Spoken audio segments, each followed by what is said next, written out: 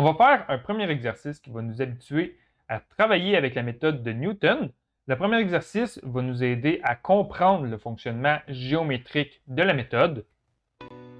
Donc, on a une fonction qui est représentée en bleu ici et on nous donne trois valeurs de x initiales. Et on nous demande deux choses. La première chose est si l'on débute avec la valeur de x initiale, celle-là, quelle sera la deuxième valeur de x qu'on va obtenir? Et en sous-question, on va nous demander si on utilise la méthode de Newton à plusieurs reprises, vers quelle valeur de 0 la méthode va tendre. On a trois zéros ici, on a le 0 ici nommé R1, la deuxième valeur de 0 ici qui est nommée R2 et le R3 ici. R, c'est pour racine. Donc, on va y aller à l'instant. On va débuter en A ici.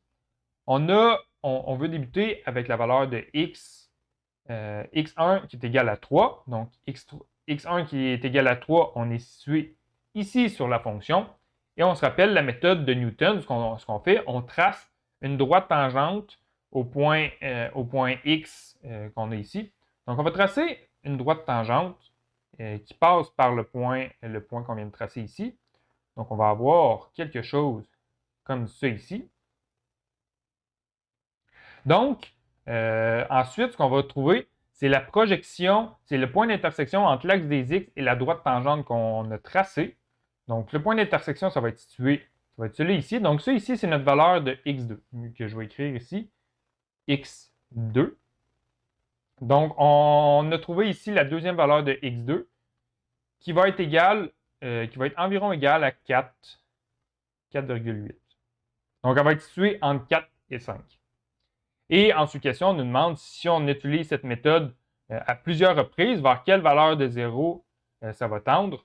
Donc, si on fait la projection, si on prend notre valeur de x2 ou qu'on l'amène sur notre fonction ici, donc on va être situé environ ici, et qu'on retrace une droite tangente à ce point-là, on va être situé à 4. On va être situé encore entre 4 et 5, mais on va être situé encore plus près de notre 0. Ici, on le répète à plusieurs reprises. La méthode de Newton va tendre vers le 0, ce 0-là, le 0 R3. Donc, je vais écrire ici R3. Ensuite, en B, on va répéter le processus, mais cette fois-ci en utilisant une autre valeur de x initiale. On va débuter au x qui est égal à 0. Donc, on va débuter avec cette valeur de x-là ici.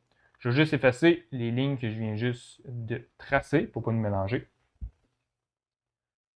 Donc, quand on débute avec ce point-là, ce qu'on doit faire, c'est tracer la droite tangente au point x, à notre point x. Donc, la droite tangente, ça va être à peu près comme ça. Donc, la valeur de x2, c'est l'intersection entre notre droite tangente et l'axe des x. Donc, ça ici, ça va être notre x2. Donc, x2, ça correspond à quoi? Ça va être environ égal à 0,6. C'est une valeur approximative. C'est pour ça qu'on dit que c'est une méthode approximative. Et ensuite, si on répète le processus à plusieurs reprises, vers quel 0 la méthode de Newton va tendre. Donc, si on utilise la valeur de x2 de 0,6, on va être situé ici sur notre fonction. Et quand on trace notre droite tangente, ça va ressembler à ça, comme ça ici. Et on voit que la méthode de Newton va tendre vers ce 0-là ici,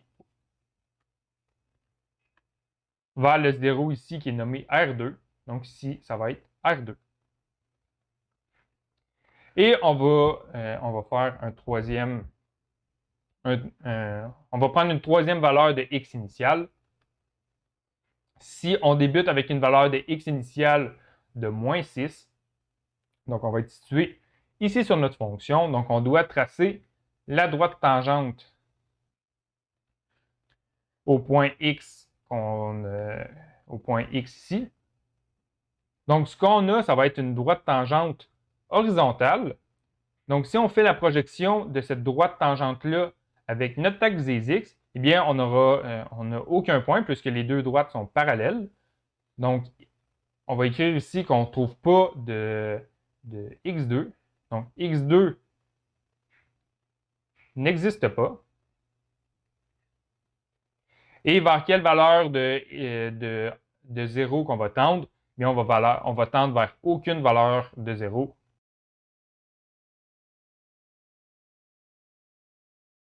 Donc, si on débute avec une valeur de x initiale de moins 6, la méthode de Newton ne fonctionne pas.